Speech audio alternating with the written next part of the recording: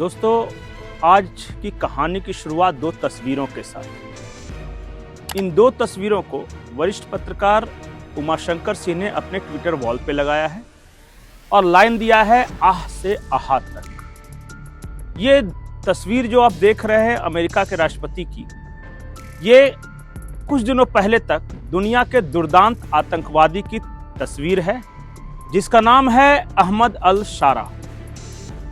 ये सीरिया में ISIS का हेड हुआ करता था और अमेरिका की सरकार ने इस पर $10 मिलियन का अवार्ड रखा था। आज वही $10 मिलियन का इनामी आतंकवादी डोनाल्ड ट्रंप से मुलाकात कर रहा है और इसलिए इस तस्वीर को लिखा गया है, आह से आहा तक।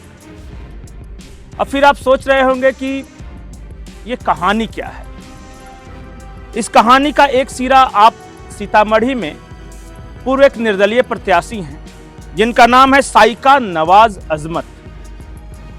उन्होंने आज क्या कहा है वो देखिए। वो लिखती हैं, कल तक जिसे दहशतगर्द का इनाम रखा, आज वही अहमद अल शारा अमेरिकी राष्ट्रपति से हाथ मिला रहा है।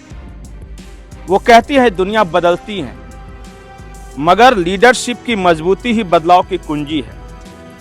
मुसलमानों को यह समझना होगा कि अगर किदायत मजबूत हो तो दुश्मन भी हाजिरी लगाता है।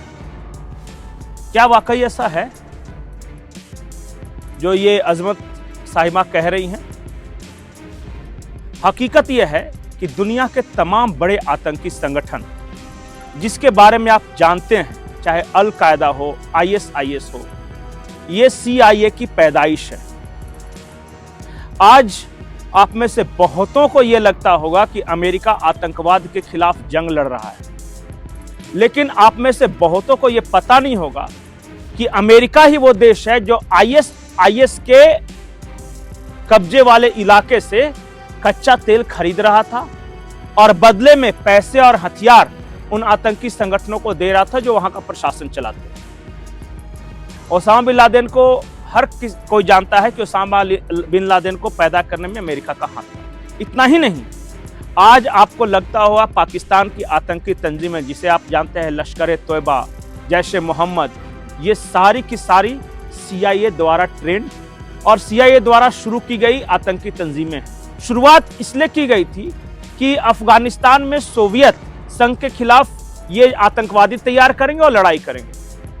बाद में से उनमें से कुछ संगठन जब सोवियत संघ चला गया तो फिर कश्मीर की ओर मुड़े और कश्मीर में दहशतगर्दी फैलाना शुरू कर दिया। अमेरिका को सब पता है। अमेरिका पाकिस्तान का एक तरह से कह सकते हैं कि बड़ा भाई है या उसका एक गार्जियन है। जब जब पाकिस्तान पर किस तरह का संकट आता है तो अमेरिका सबसे पहले बचाने आता है। कहा तो यह भी जाता है कि पाकिस्तान का जो न्यूक्लियर प्रोग्राम है वो पूरी तरह अमेरिका के देखरेख में ही तैयार हुआ है और आज भी उसकी सुरक्षा CIA के लोग ही कर रहे हैं। इंटरनेशनल डिप्लोमेसी में अमेरिका के बारे में एक शब्द है और वहां के डिप्लोमेट इस्तेमाल भी करते हैं, relation is not important, interest is. मतलब आपका स्वार्थ मायने रखता है, आपके संबंध नहीं। आज डोनाल्ड ट्रंप को यह लगा कि उनके देश का फाइटर प्लेन F-16 को भारत मार गिरा रहा है। आज चाइना को यह लगा कि J-10 मार गिरा रहा है, तो चाइना और अमेरिका आज एक साथ खड़े हो गए। कल तक ट्रेड के मामले में अमेरिका और चीन एक दूसरे के साथ दुश्मनी निभाने वाले अचानक ट्रेड एग्रीमेंट पर राजी हो गए। अचानक चीन और अमेरिका के वैज्ञानिक जाकर पाकिस्तान में ये देख रहे हैं कि किराना हिल्स में रेडिएशन कहां तक फैला है, क्या कर रहा है। दोनों देश मिलकर उस पर काबू पाने की कोशिश कर रहे हैं।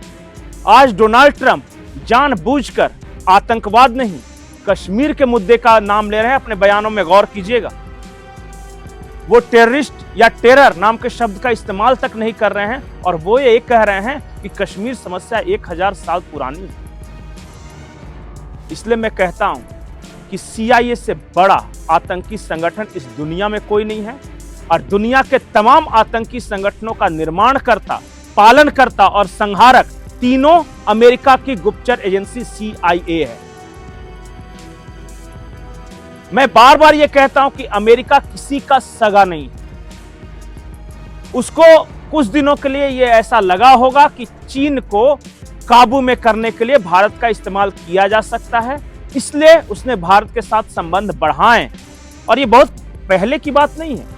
2012 से पहले तक अमेरिका अपने हथियारों को भारत को बेचता तक नहीं था, और आज वो राफेल के कंपटीशन में अपनी डिफेंस इंडस्ट्री भारत के लिए खोलना चाहता है, सिर्फ इसलिए कि 2012 के बाद अमेरिका के रणनीतिकारों को यह लगा कि चीन को अब काबू में करना जरूरी है और भारत उसमें टूल की तरह इस्तेमाल हो सकता है। जब भारत ने अमेरिका का कहना नहीं माना, रूस से कच्चा तेल खरीदा और ईरान से पेट्रोलियम खरीदा, तो भारत के पड़ोस के दो देशों में अमेरिका ने तख्ता पलट करवा दिया। एक थे इमरान खान, जो इंडिपेंडेंट फॉरेन पॉलिसी की वकालत करते थे, आज उनकी तख्त चली गई है और वहां अमेरिका का एक पिट्ठू सरकार है जिसे शहबाज शरीफ आप जानते हैं। और दूसरे थे शेख हसीना बांग्लादेश में, जिन्होंने अमेरिका को मना कर दिया था लुइस मार्टिन आइलैंड देने के लिए, और अमेरिका और CIA ने मिलकर एक तख्ता पलट की साजिश रची,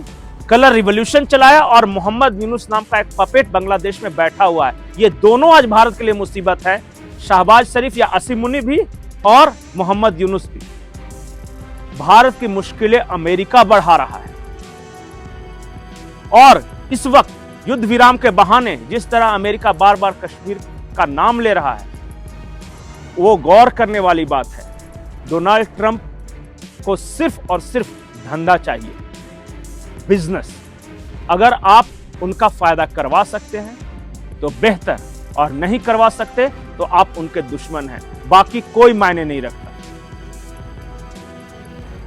उसी से एक सवाल और उपजता है कि जब दुनिया को यह पता है कि अमेरिका सबसे बड़ा आतंक का निर्माण करता, पालन करता और संहारक तीनों है, तो फिर दुनिया के देश कुछ करते क्यों नहीं?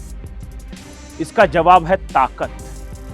आज की तारीख में जिसके पास ताकत है, जिसकी धौंस है, वो गलत करे सही करे, वो $10 मिलियन के आतंकवादी के साथ हाथ मिलाए या नॉर्थ कोरिया में जाकर उस तानाशाह के साथ हाथ मिलाए, किसी को कोई फर्क नहीं पड़ता। यही आज की हकीकत है। आपको हमारा ये वीडियो कैसा लगा कमेंट सेक्शन में जरूर बताएं। नमस्कार।